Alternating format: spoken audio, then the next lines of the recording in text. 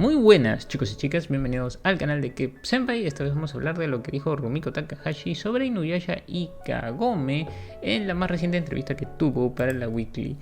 Tenemos que aclarar unos puntos también sobre el video de Sesh Rin, que ha podido traducir mi suscriptora Eva. Pero primero vamos pues a ir al punto de la entrevista.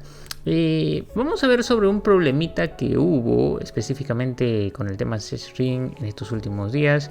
En Twitter se estuvo hablando de que hay una parte donde se refieren a Sesshomaru como guardián y protector de Rin, específicamente por el contexto de la época.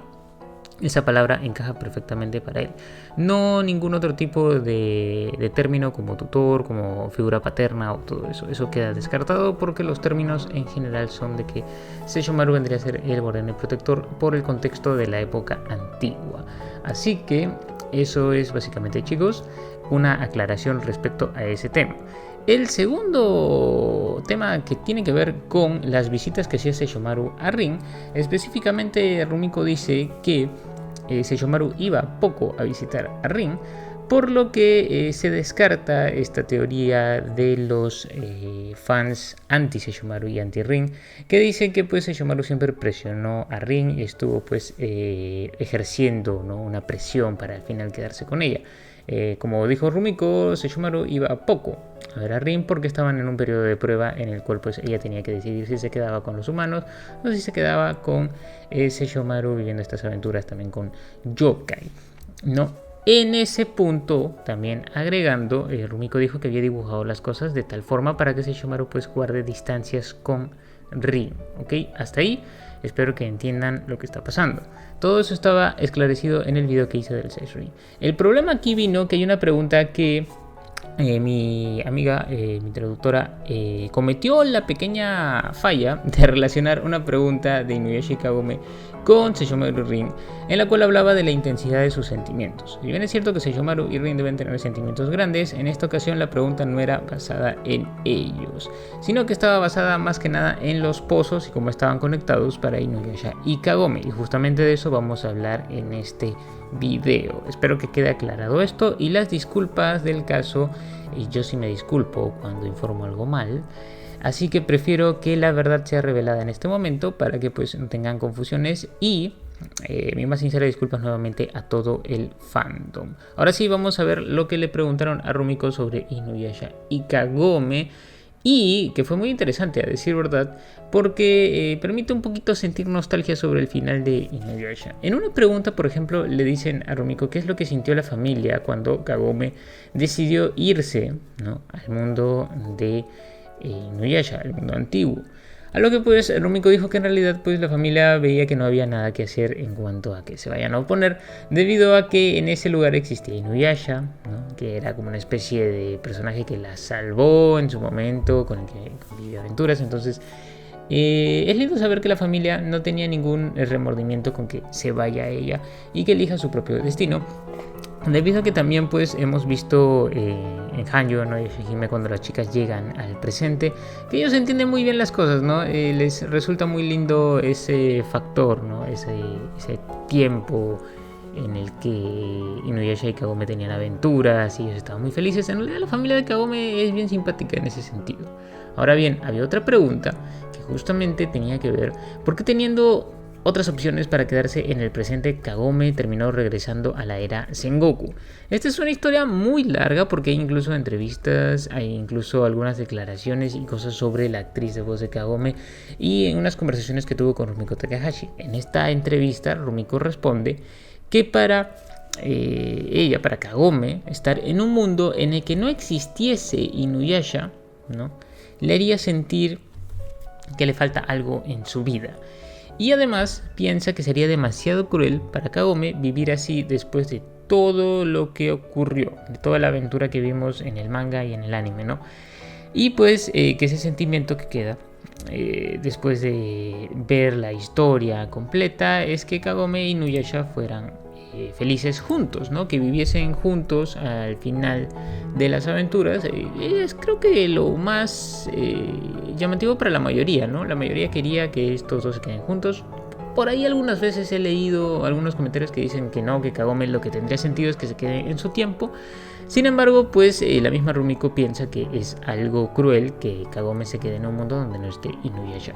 Me acuerdo muy bien de una entrevista donde se mencionaba que ella tuvo una conversación con la actriz de voz de Kagome y que pues ella también sostuvo que, sin dudarlo por cierto, que Kagome debería estar con Inuyasha, no en un mundo donde esté aparte de él, porque eso como que la destrozaría un poco, ¿no? Es la fuerza, ¿no?, de estos sentimientos del amor que tienen ellos dos, el uno por el otro. Y justamente había una pregunta que venía después de lo de Sesshomaru Rin, que ya expliqué al inicio de este video, que tiene que ver cómo es que los pozos seguían enlazados, conectados, cómo es que estos dos chicos, Inuyasha y Kagome, seguían enlazados después de todo este tiempo, cómo es que al final logró Kagome volver al tiempo si supuestamente esto ya no funcionaba. Ahí es donde le pregunta si fue un milagro o si fue la intensidad de sus sentimientos. Y pues Rumiko obviamente responde que fue la fuerza, la intensidad de sus sentimientos entre Inuyasha y Kagome, que netamente hizo posible que se reencuentren, ¿no? Es una escena romántica, es una escena que todos recordamos, es una escena que ha sido usada durante muchos años, ¿no?, hablando de pareja, reencuentros, mejores escenas románticas, todo esto. Siempre ha estado por ahí la escena de Inuyasha y Kagome cuando se reencuentran por fin saliendo del pozo.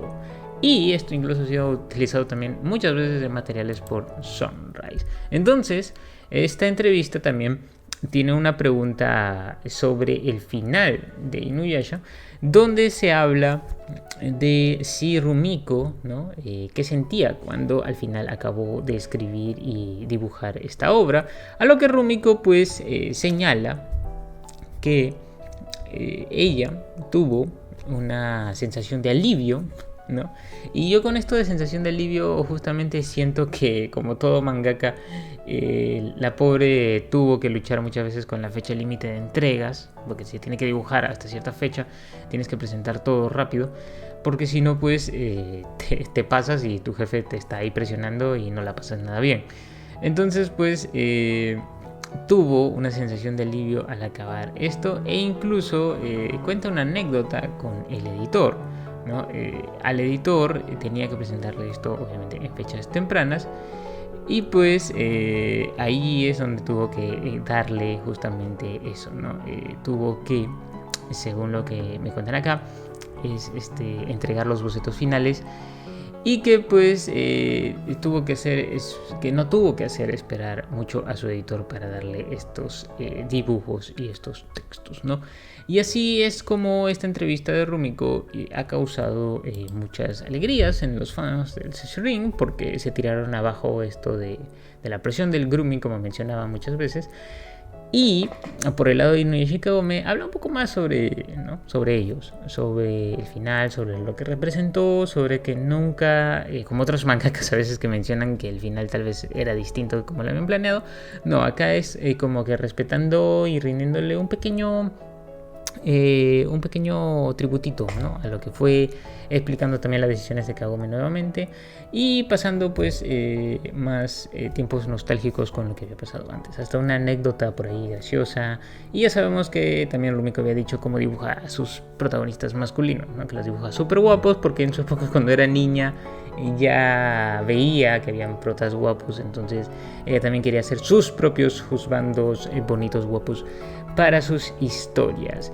Y eso sería todo, muchachitos, chicos y chicas. Espero que me hayan entendido la parte de la rectificación y la aclaración que era necesaria, y también espero que hayan disfrutado de estas traducciones finales de la entrevista y lo que hablaron del Inukak, una de las parejas, por no decir tal vez la más popular de toda la franquicia. Después de todo son los protagonistas, ¿no? Y pues nos estaremos viendo en la siguiente con otro video más interesante sobre estas características curiosas de Hanjo e Inuyasha. Cuídense mucho, nos vemos en la siguiente. Les hablo Kep Senpai. Bye bye.